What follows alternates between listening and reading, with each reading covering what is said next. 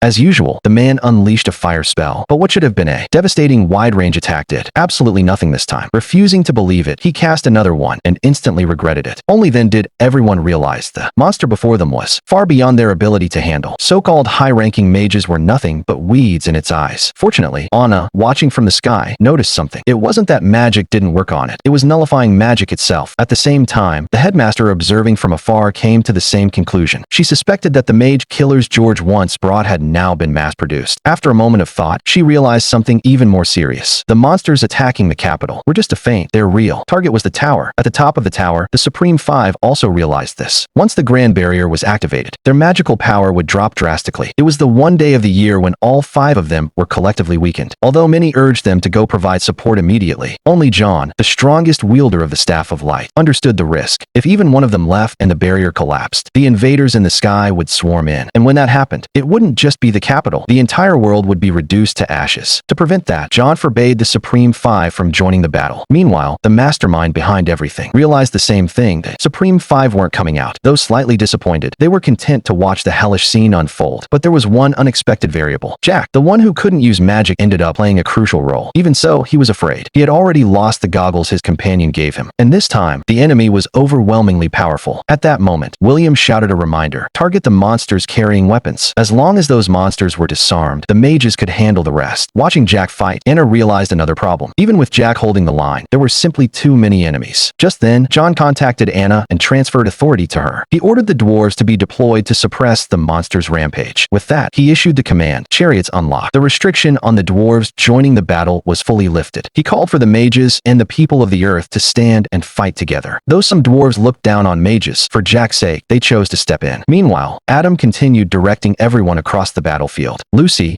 the top student of her year, quickly noticed something. When the monster deflected magic, it paused for a split second. That meant if they kept casting non-stop, they could pin the monsters in place. She quickly devised a plan. Have everyone cast spells randomly to stall for time. Seeing these young talents perform, the senior mages in the tower felt a sense of relief. But the mastermind grew frustrated. They hadn't expected their carefully crafted plan to be countered so quickly. With no other choice, they released their final monster ahead of schedule. A door suddenly appeared right in front of Jack. To everyone's shock, with just a single strike, it sent him flying. Jack instantly realized this thing was even stronger than the evil Duke. Anna also recognized it, a special species from the 40th floor. It was said that among past supreme warriors, several had been killed by this monster. Just to force it into the portal, they had sacrificed 50 people. No matter how you looked at it, this was a terrifying existence. Jack was quickly pushed into a desperate fight. Even if he dodged a direct hit, the shockwaves alone would send him flying like a piece of paper. At that moment, he realized the only thing he could do was run. But in moments like this, there were always people who dragged others down. Luckily, Mr. Donan arrived just in time. In the next instant, dozens of dwarves surrounded the monster. Anna issued another command. All forces were to converge on Jack's location in the south. Although the mages had successfully surrounded the mage killer, this was exactly what the enemy wanted. A black sphere rose from within the monster, and surrounding creatures began to gather in large numbers. Even the monsters that had already been defeated were being absorbed. The experienced Adam immediately realized they had all been played. The ability of the King of Slaughter was to absorb the magic of monsters. In other words, it could devour its own kind. Seeing this, the dwarves charged forward, but a dark spell fell from the sky, instantly knocking out Mr. Donan and the others. After absorbing the black sphere, the monster's form began to change. Faced with such overwhelming power, Jack could only think of one thing. This was the same kind of horror that lurked in the deepest parts of the labyrinth. William, his close companion, rushed over. He immediately cast a spell toward Jack, trying to turn the sword in his hand into a magic blade, but the spell was intercepted and blocked. In the next instant, the monster appeared beside William and cut off his arm with a single strike. After being injured, William told Luna to go help the others while he stayed behind to protect Jack. His eyes were filled with both sorrow and resolve. He had already made up his mind. At that moment, Jack finally understood. No matter how hard he tried, he couldn't win. No matter how calm or clever his strategy was, it wouldn't work. Knowledge, wisdom, swordsmanship, emotion, none of it mattered in the face of this brutal reality. So in the end, he accepted it. But just as the monster was about to deliver the final blow, William stepped in front of him.